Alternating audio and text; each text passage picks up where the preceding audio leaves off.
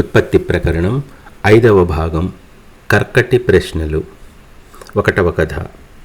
ఈ జీవుడెవడు, ఎందుకు ఉద్భవిస్తున్నాడు? శ్రీరాముడు: మహర్షి, చిత్తము అను ఉపాధితో కూడుకొనియున్న ఈ జీవుడు అనువానికి ఆ పరమాత్మకు గల సంబంధం ఏమిటి? అసలు ఈ జీవుడు ఎవ్వడు? ఇతడు పరమాత్మ నుండే ఉద్భవించాడా? ఎప్పుడు, ఏ కారణం చేత ఉద్భవిస్తున్నాడు? లేక ఇంకెక్కడి నుంచో వచ్చాడా? ఈ విషయమై మరికొంత వివరించి చెప్పండి.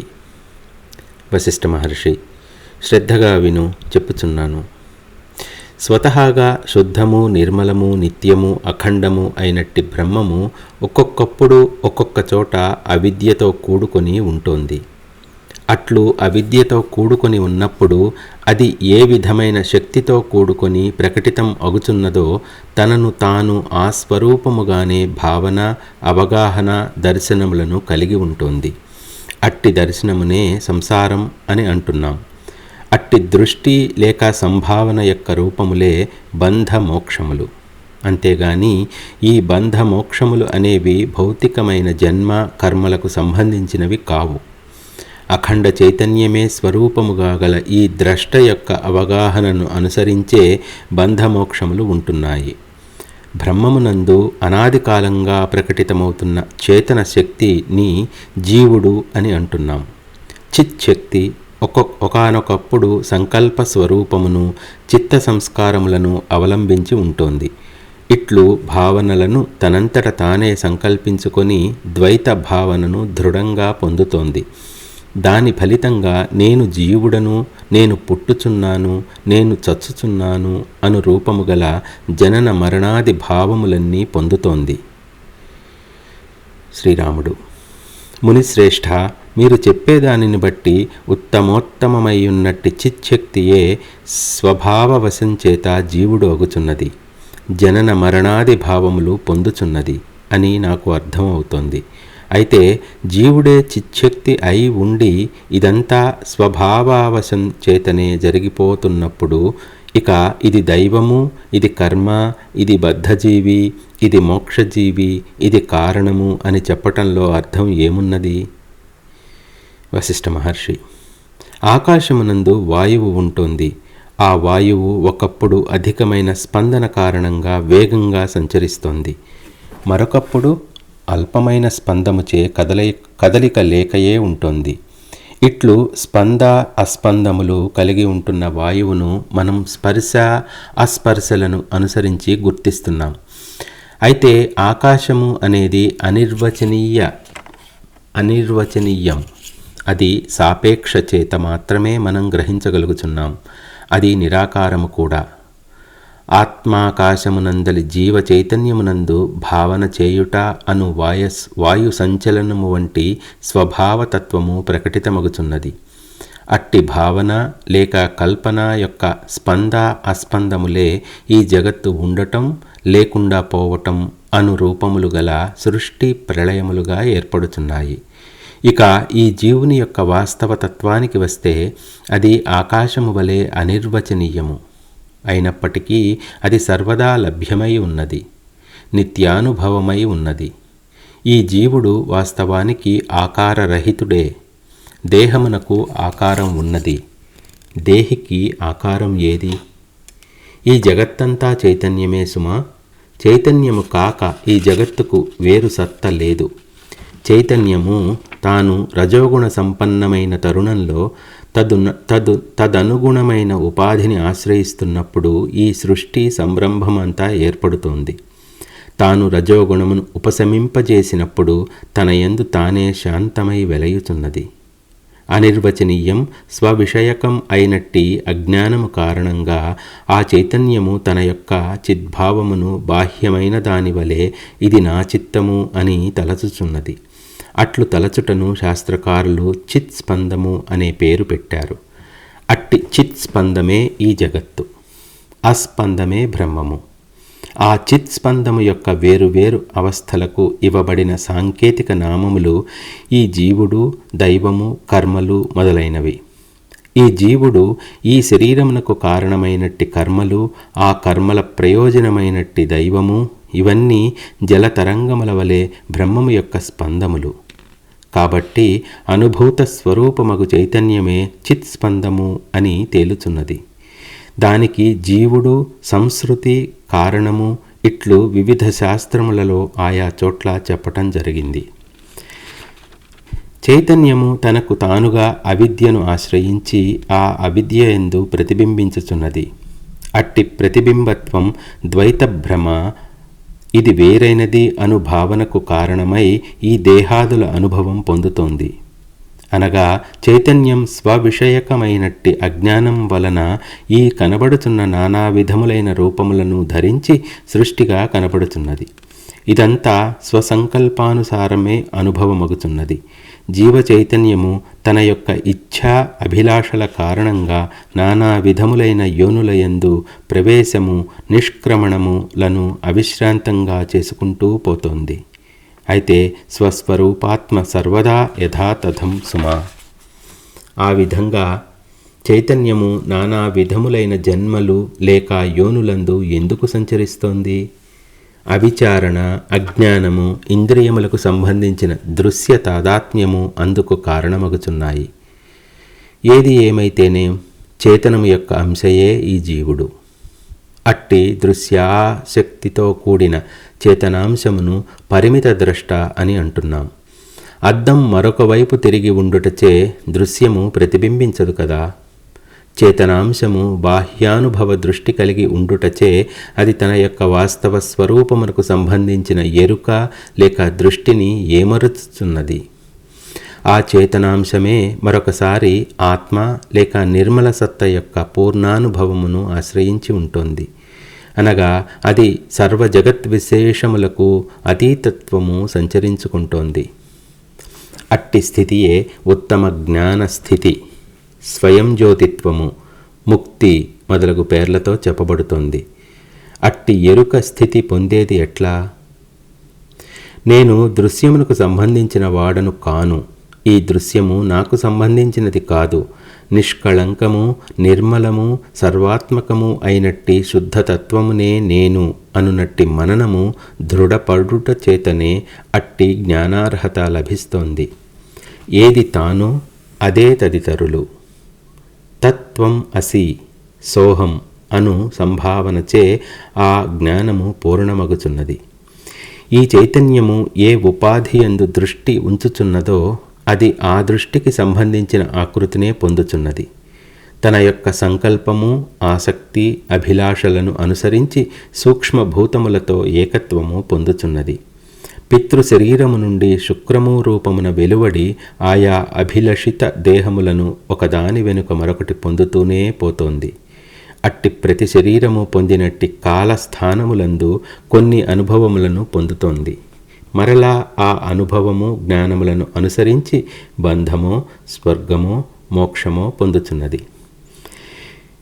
ఏది ఏమైనప్పటికీ ఆయా ఉపాధులందు సంచరిస్తున్న ఈ చైతన్యాంశము తన యొక్క సర్వమునందు విస్తరించి ఉండుట అను స్వరూపమును ఏ మాత్రం ఏ క్షణంలో కూడా త్యజించుట లేదు. కానీ ఇక్కడ కేవలం మరచుట, భ్రమించుట మాత్రం జరుగుతోంది. అనేక శాస్త్రములు, అనేక ప్రవక్తలు అనేక రీతులుగా చెప్పుచున్నదంతా అంతిమ సారం దృష్ట్యా చూస్తే ఈ జీవునికి ఇతని సర్వసమత్వ స్వరూపమైనట్టి సర్వాత్మకత్వమును గుర్తు చేయుటయే అని మా అభిప్రాయం. ఈ సర్వజీవులలోని వాస్తవతత్వమగు చైతన్యము సర్వదా ఒక్కటిగానే ఉన్నది. దాని యందు ఏ క్షణమునందు కూడా ఏకత్వమునకు తావే లేదు. ఏ క్షణమునందు కూడా అనేకత్వమునకు తావే లేదు. కానీ కేవలం భిన్న భిన్న ఉపాధులతో భిన్న భిన్న విధములుగా తనను తాను సందర్శించుకుంటోంది. ఇతడు తండ్రి, ఇతడు కుమారుడు, ఇతడు మిత్రుడు, వీరంతా తదితరులు ఇత్యాది వ్యవహారమంతా కేవలం ఉపాధికి సంబంధించినదే. స్వయంకృతమగు మనోకల్పితమే. సువర్ణము సర్వదా ఒక్కటే అయినప్పటికీ ఉంగరం, గాజులు, కంకణం వంటి ఆకృతులను పొంది భిన్నము అయినట్లు అగుపడుచున్నది కదా. చైతన్యము సర్వదా ఒక్కటే, అది అద్వితీయము. అయినప్పటికీ వేరు వేరు స్థావర జంగమ శరీరములను ధరించి భిన్నము ఖండము అయినట్లు ఒకానొక విచిత్రమైన భ్రమానుభవం తనకు తానుగా కల్పించుకొని పొందుతోంది. ఈ శరీరములకు ఉపాదాన కారణం పంచభూతములు కదా. పంచభూతముల ఉత్పన్నము రకరకములైన సమ్మేళనములు, నానాత్వపు అనుభవం, జ్ఞాన అజ్ఞానములు ఇవన్నీ జలములో ఏర్పడే తరంగాల వలె ఏర్పడుతున్నాయి. కెరటము, ప్రశాంత జలము లాగా చింత నిశ్చింతలు ఆ నిత్య సత్య చిద్వస్తువునందు స్వప్న సదృశంగా ఏర్పడుచున్నాయి. శుద్ధము, నిత్యము, అనంతము అను స్వభావము కలిగి ఉన్నట్టి ఆ చిద్వస్తువు నేను జన్మించుచున్నాను, నేను మరణించుచున్నాను మొదలగు భ్రాంతులన్నీ పొందుతోంది. స్వప్నంలో కాలు జారి పడడం మిథ్యయే అయినప్పటికీ ఆ స్వప్న సమయంలో దృఢమైన సత్యము వలనే అగుపించుచున్నది కదా. నేను, నాది మొదలైన భ్రాంతులతో కూడిన ఈ చిత్తము మిథ్యా మాత్రము అయి ఉన్న ఈ జనన మరణములను అనుభవించుచున్నది. లవణుడు అను ఒక మహారాజు ఒక గంట సమయంలో అనేక సంవత్సరాలుగా విస్తరించి ఉన్న సుదీర్ఘమైన చండాలుని జీవితం చవిచూడటం మనం ఈ ప్రకరణలో గమనించబోచున్నాం. అవిద్యచే మోహము చెందినట్టి ఈ చిత్తము తన యొక్క అధిష్టానమయ్యున్న ఆత్మయందు జగదృశ్యము అనబడు స్వప్నమును గాంచుచున్నది. ప్రశాంత సముద్రంలో తరంగాలు లేచినట్లు శాంతిమయమగు చిదాకాశమునందు సృష్టివైపు ఉన్ముఖమైన చిత్తు ఉదయిస్తోంది. ఓ రామచంద్ర, ఇలా జగత్తుగా గాంచబడుతున్నదంతా మనోవికారము మాత్రమే సుమా. ఉల్లాసముతో కూడిన మనోతరంగములు మనన రూపము ధరించి ఆత్మకు వేరైన దానివలే ప్రవర్తించుటయే ఈ సంసార చమత్కారం. అయితే మనస్సు ఒకానొకప్పుడు ఉద్బోధింపబడినదై స్వసత్తలయందు లయించిపోతోంది. అనగా అది స్వస్వరూప స్వభావముల దృష్ట్యా ఆత్మయే అగుచున్నది. చిత్ అను జలముతో కూడిన బ్రహ్మసాగరమునందు ఈ కనబడుచున్న అనేక జీవులంతా సుడుల వంటి వారు. ఈ దృశ్యమునందు పాల్గొనుచున్న చిత్తములు దాని యందు కెరటముల వంటివి. ఇక్కడ కనిపించే స్వర్గము, నరకము మొదలగునవన్నీ నీటి బుడగల వంటివి. ఇక్కడి చమత్కారం ఏమిటంటే, పరిశీలించి చూడటం జరిగితే ఏదైతే స్వతహాగా లేనే లేదో అట్టిదే ఇదంతా.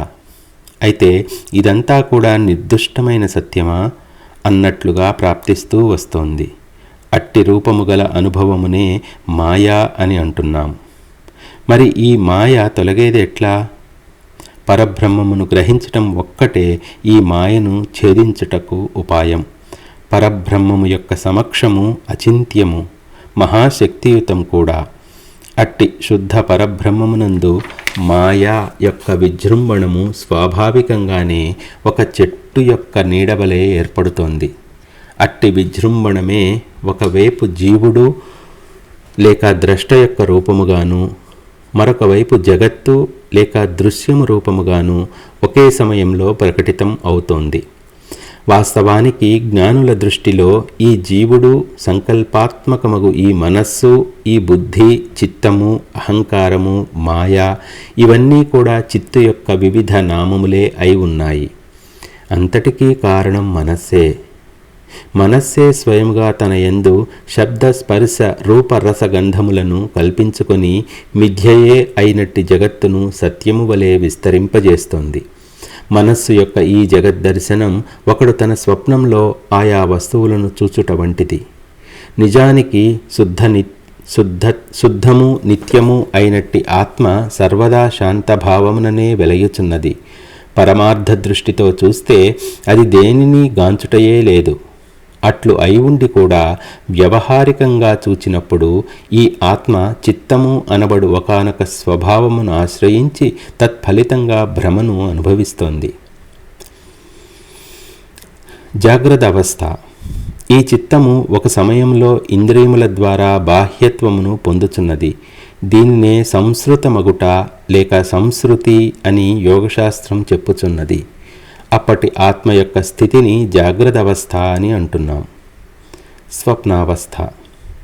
స్వప్నంలో మరొకప్పుడు ఇదే చిత్తము అహంభావనతో కూడుకొని హృదయ కంఠ మధ్య ప్రదేశంలో సంచరిస్తోంది.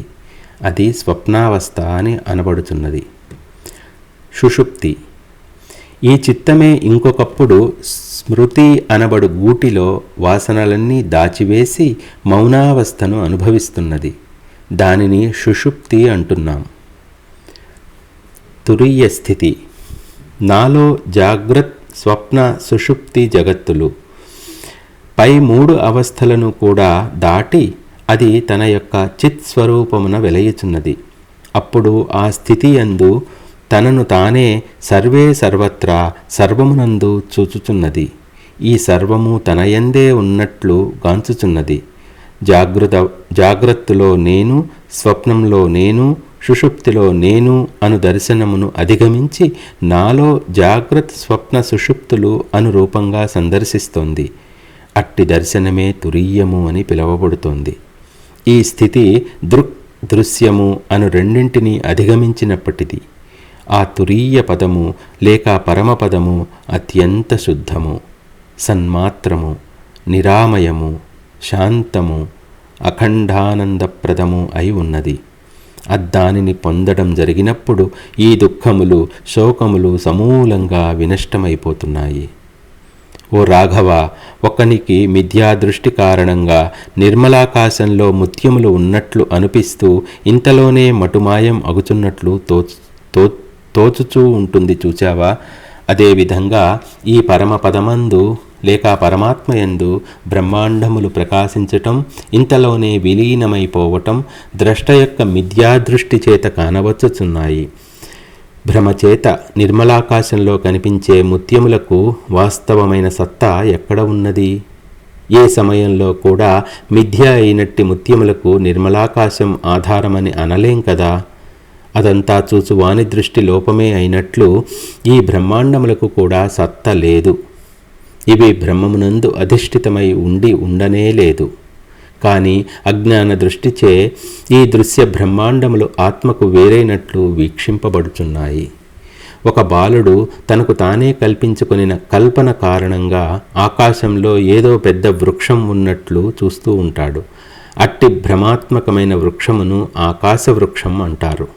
ఆ ఆకాశ వృక్షమునకు ఉత్పత్తి గాని, ఉనికి గాని, వృద్ధి గాని, వినాశము గాని పొందుటకు ఆకాశము కారణము అని మనం అనగలమా? లేదు.